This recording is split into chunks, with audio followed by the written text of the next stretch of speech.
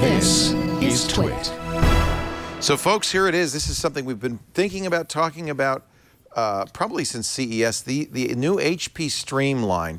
HP is basically making, I think the best way to understand this is it's a Chromebook level computer, a Celeron processor, 1080 screen, no touch. It's a Chromebook class computer, around $200, but instead of running Chrome OS, it's running a full version of Windows 8. See, with Windows 8, I always want to touch something, so I have to get out of that habit. These HP Streams are great for a student because they're colorful. Kids like that. Now you see on this, if you're watching the video, you'll see some blinking on the screen. That is, in fact, not a problem with the computer. It's the way our cameras are interacting with it. The screen is rock solid. It isn't a bad screen. It's LED backlit.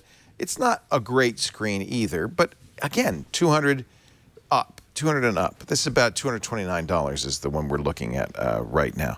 Battery life, they're claiming 7 hours, 45 minutes. You know, it's 5 or 6, but that's pretty good. Very lightweight.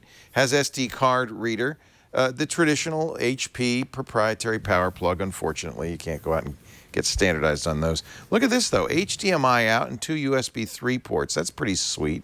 Plus, of course, a microphone, headphone jack, dual headphone jack. Speakers are somewhere, here they are, somewhere hidden inside here. They're not, they say DTS studio sound, not my studio, but again, what would you expect? And also, because this is an HP, you're going to get, and it's so inexpensive, you're going to get trialware, they call it.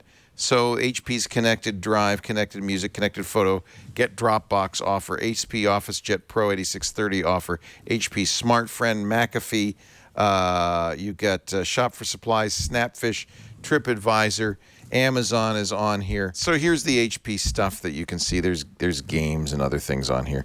The trackpad works pretty well. Instead of, in lieu of touch, you swipe in from the right to get the charms bar. You can swipe in from the left to get to do the task switching. It's very much like what you'd expect. In fact, I think it's more than you would expect, considering it's $229. Part of this is really due to Microsoft. Microsoft now offers OEMs a very low-cost version. Sometimes it's a $0, in fact, called Windows 8.1 with Bing. That's the version you're getting here. They also subsidize it with the trialware. They're using Intel Celeron processors. There's only 2 gigs of RAM. It's a student class laptop. I think on the pro side, the beautiful design, lightweight. The keyboard actually is pretty good. Not backlit, but it's pretty good. It's got a very usable trackpad. The screen is, not touch, but it's good enough for what it is. It's kind of like a low-cost student computer. On the cons, the sound's a little tinny. The screen isn't a touch screen, and it doesn't have a great angle of viewing. It's an inexpensive computer. Battery life is decent, not great. And the storage is minimal. So 2 gigs of RAM is terrible, but it's only got 32 gigs of storage for $229. And that's not great either. This is really a cloud system. It does come, and thank you again, Microsoft, with Office 365.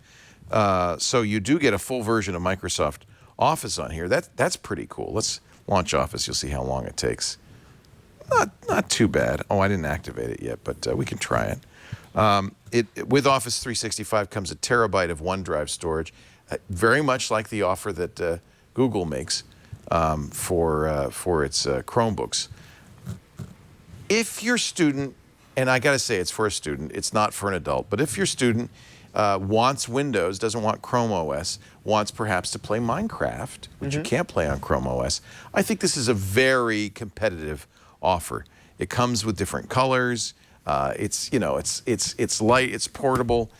I don't think anybody would be embarrassed to have this under their arm. And I think it's totally usable. Unless it was the purple color. Then the magenta, maybe you shouldn't, not even. There you go. It's kind of a pinkish, maybe you'd be embarrassed, possibly. Pinkish magenta. I don't know. It just depends on the person, I guess. So it's a little underpowered. But I have to say, I would say it's a try. I don't think, I have to caution people because I think a lot of people see, $200 and I can get a Windows laptop and say, that's it. That's all I'm willing to spend on a computer. And I think for a lot of people, that's just a big mistake. Right. $200 that you never use is worse than $1,200 for something you use all the time.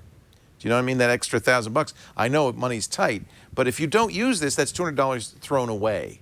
And I think that sometimes happens with these less expensive computers. But on the other hand, if it's a second or third computer in the house, it's for a student, you're concerned about it getting lost or stolen, it's a little bit of a breath of fresh air to say, well, it was only $229, and they'll probably get a full year out of it. So I would say this is in its niche a definite buy. There aren't many choices at that price range like this.